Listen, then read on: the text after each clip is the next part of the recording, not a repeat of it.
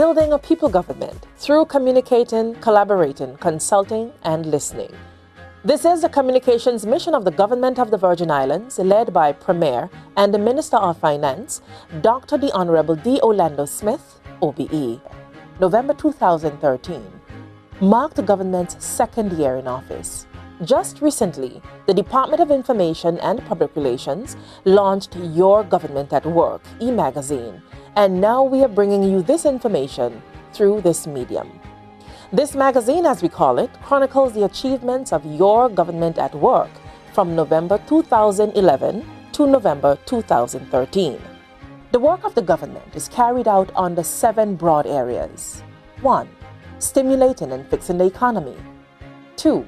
Improving the standard of living. 3. Improving overall social services programs and healthcare. 4. Strengthening the educational sector. 5.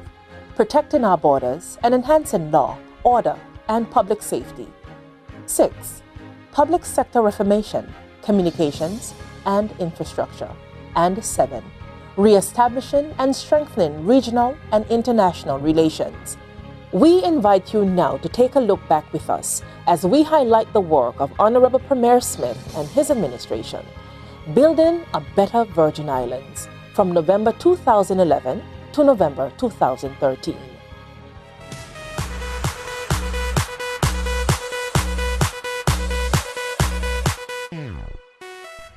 In 2012, the National Business Bureau was re-established to make the BVI the best place to start and grow a business.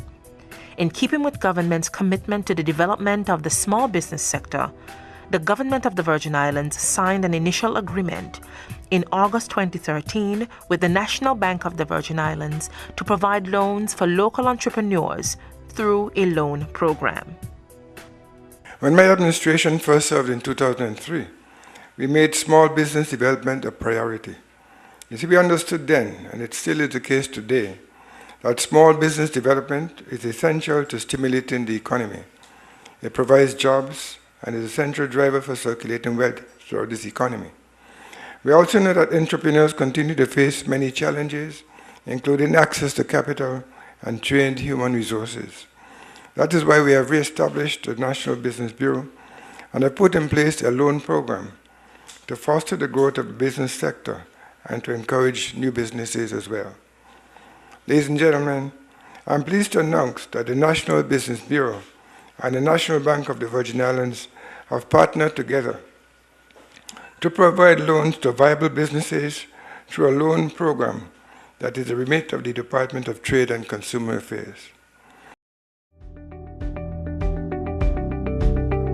The government, through the BVI Tourist Board, has implemented a number of initiatives directed at assisting small business properties with increasing their market share. Government has assigned a dedicated member of the board's staff to assist with properties and manage the various programs organized by the board. There has been the development of a booking engine through US-based Jackrabbit, assisting small properties with enhancing their online marketing and expanding their business. In order to remove the red tape, in 2012, the Department of Trade and Consumer Affairs conducted a review and implemented new practices which have reduced and streamlined existing processes and procedures for obtaining a trade license, thereby allowing for further business development in the territory.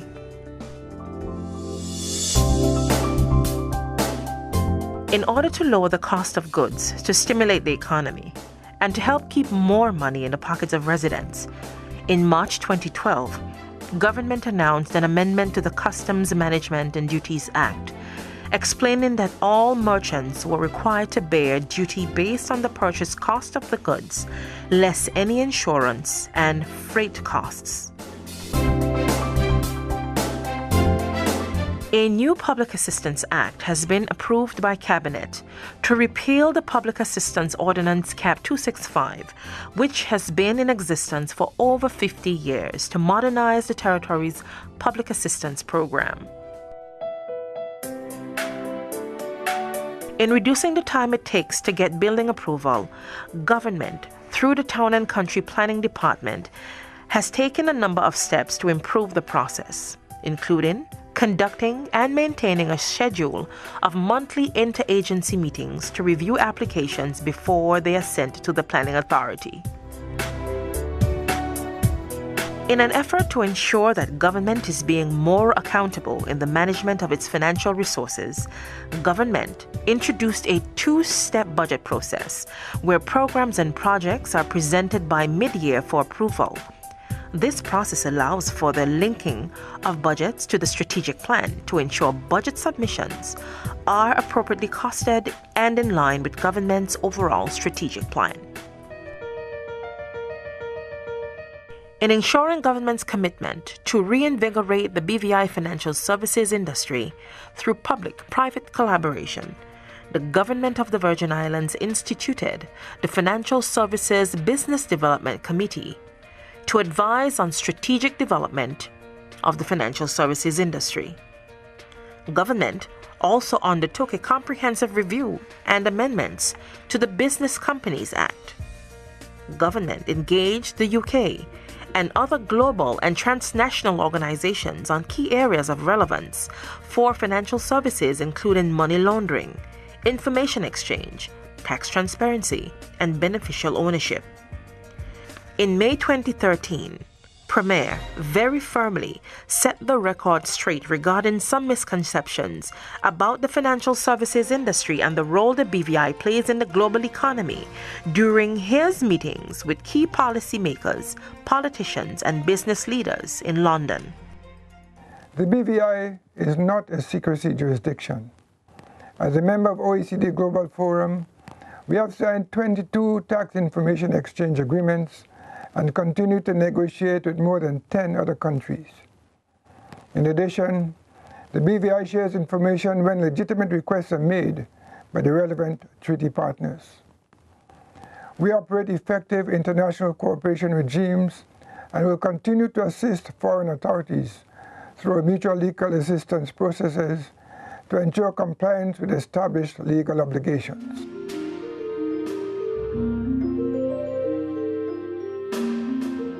In an effort to signal the government of the Virgin Islands' commitment to the management of the territory's fiscal resources in a more transparent and efficient manner, government developed and subsequently signed the protocols for effective financial management with Her Majesty's government. The protocols, as designed by the government of the Virgin Islands, calls for accountability, transparency, and information-based decision-making.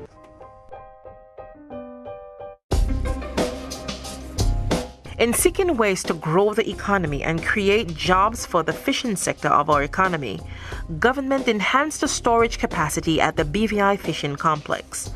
Also, government has made provisions to ensure that fishermen are paid immediately after they landed their catch. This has been one of the major hindrances to the development of the sector, and now this has been resolved.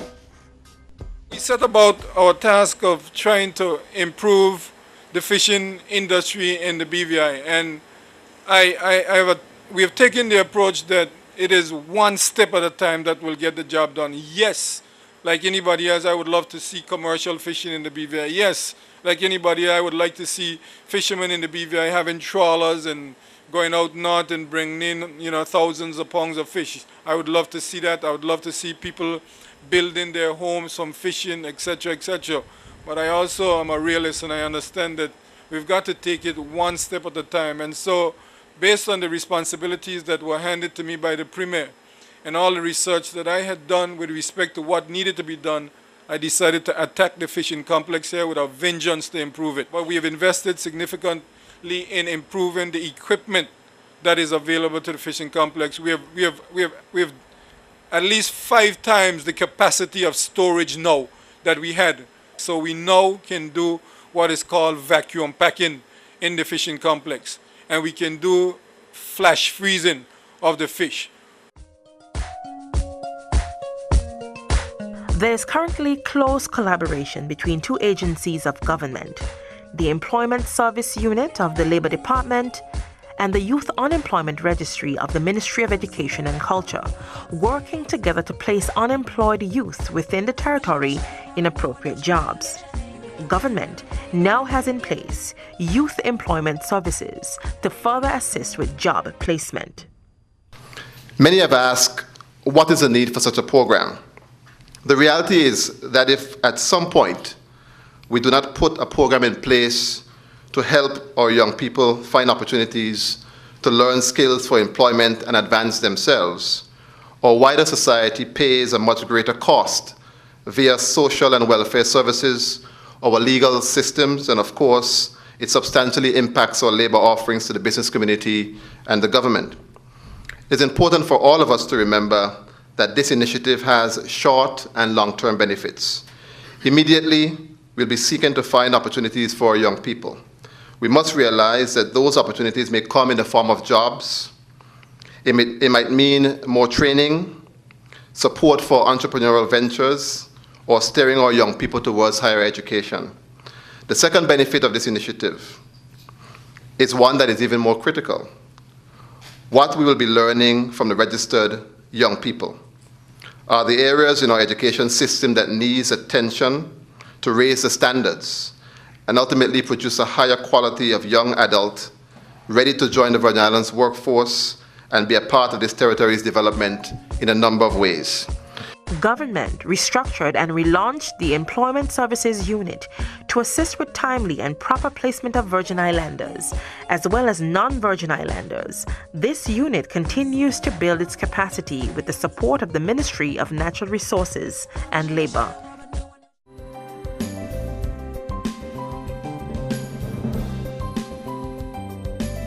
As a government, we have decided that having been in office for just over 1 year now, it is time to have discussions with our communities to let everybody know what we are, where we are, and what we are doing.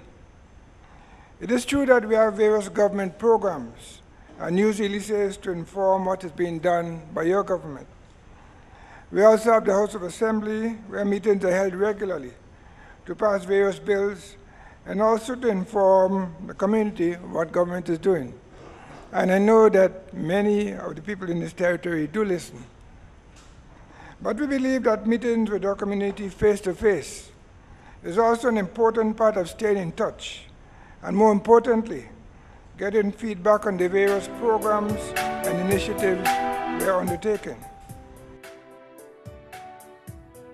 The BVI Tourist Board created a policy and made a decision that effective 2012, its annual promotional calendar will run from September 1st to August 31st. The strategy focuses on the following areas: land-based tourism, water-based and nautical tourism, growing the super and mega yacht sector, expanding the destination's calendar of annual events designed to drive visitors to the destination, developing the territory as a location for the lucrative destination wedding and honeymoon market.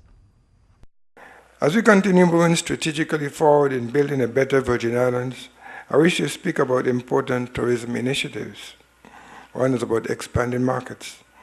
As part of our global tourism strategy, we are expanding into new and emerging markets. One such market is Brazil. Brazil presents considerable opportunity for the BVI. It also gives a platform to launch other initiatives in other Latin countries, such as Argentina and Chile.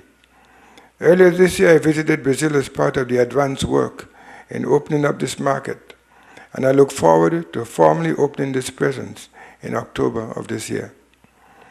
The BVI Tourist Board has selected the public relations firm of J.G. Black Book to represent BVI in South America effective September 1st, 2013.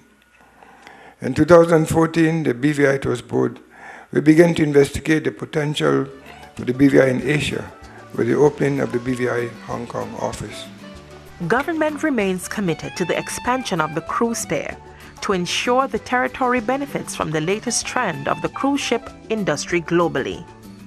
Government remains committed to the expansion of the TB Letsam International Airport to improve access to the territory. The much-anticipated code-share agreement between Seabourn Airlines and American Airlines is now in place. This means that seaborne affiliated destinations, including Virgin Gorda and Tortola, will now be available globally. Baggage transfers and ticketing will now be as seamless as it was with American Eagle.